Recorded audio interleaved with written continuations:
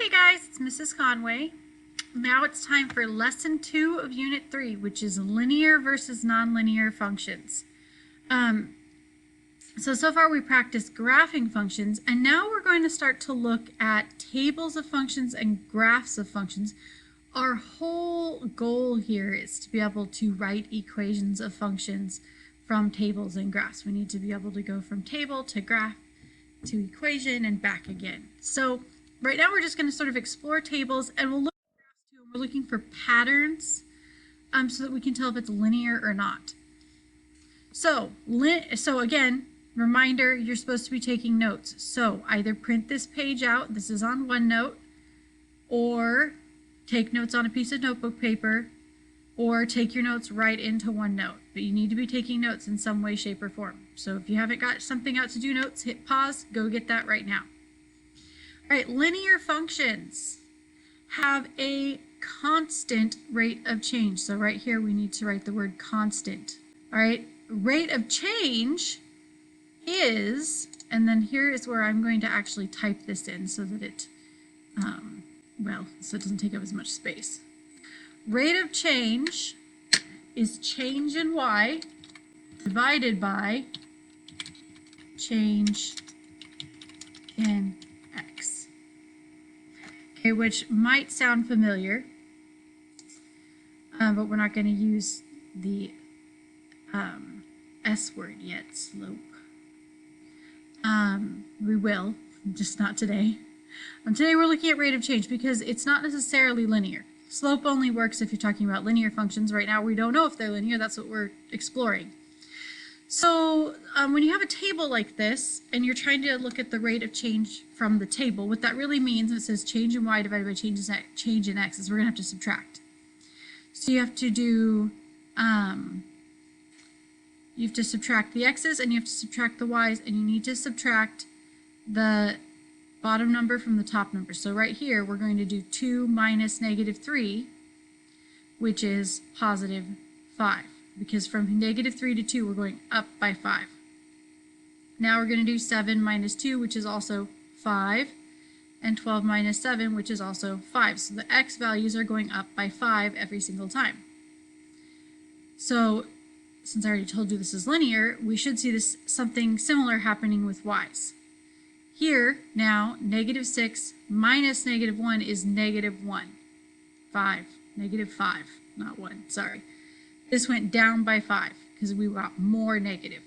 Here you can see negative 11 minus negative 6 also going down by 5. And then again down by 5.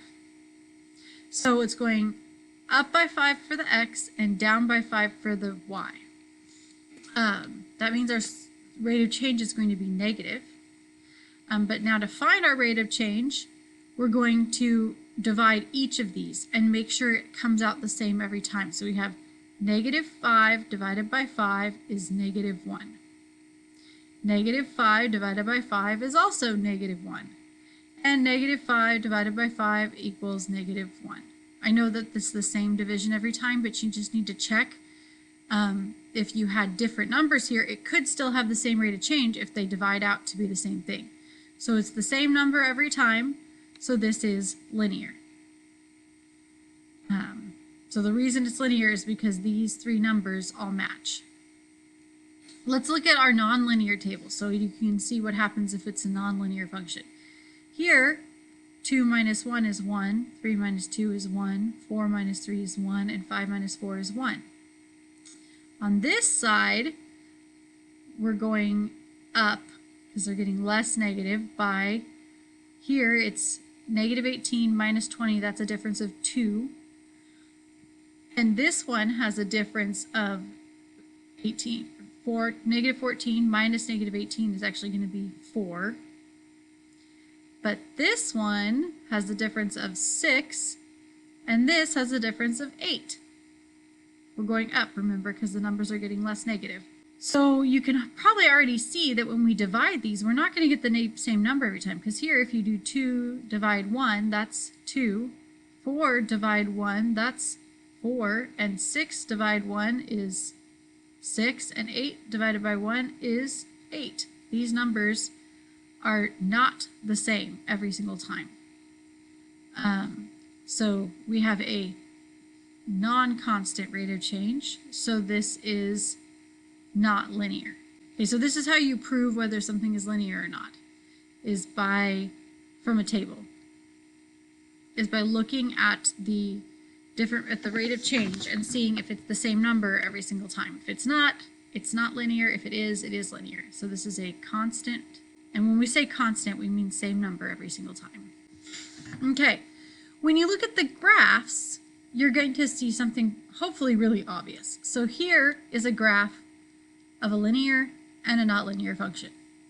And actually, these are the same functions. I just graphed them. So I graphed this table, I found the equation and graphed it. We're actually going to, by the end of the trimester, you guys should be able to do that for the linear ones. For the nonlinear ones, that's like an Algebra 3-4 thing. But yeah, if you make an equation out of this table, you get y equals negative x minus 4. You can kind of check that if you look here.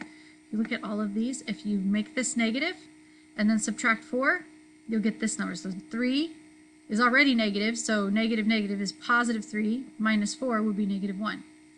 2, make it negative, is negative 2, minus 4 is negative 6. So you can see this equation works for all of these numbers. And it would make this graph here. What kind of shape does that make?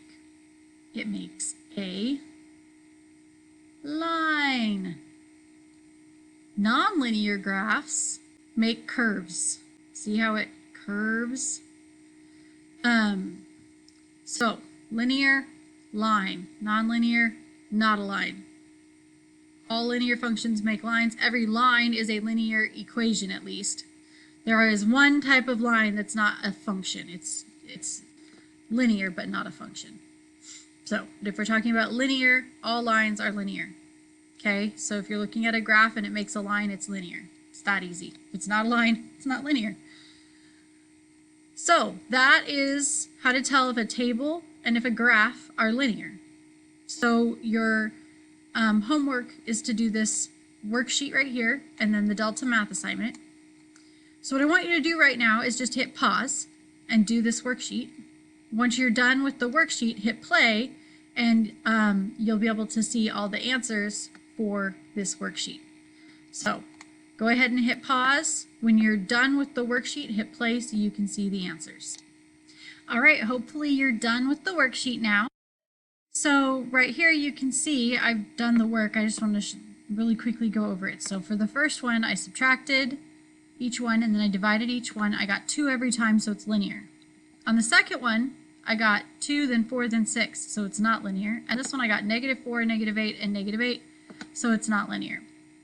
If we go down to the graphs, this is not a straight line. It's 2 straight lines. It's not 1 straight line, so it's not linear. This is a curve, not linear. Line, linear. Okay, down to this one. Select all that apply. So, really, it says analyze the data. So if you see a table, you do this thing. You subtract, you divide. All my rates were 4, so it is linear. So don't select, definitely don't select both nonlinear and linear. It's linear. The rate of change is 4 because I got 4 each time. And we can't select, there is no constant rate of change because we selected that it's linear. Those would contradict each other. So the answers are B and D. Okay, you have some Delta Math to do to keep practicing this. Go get to work and good luck.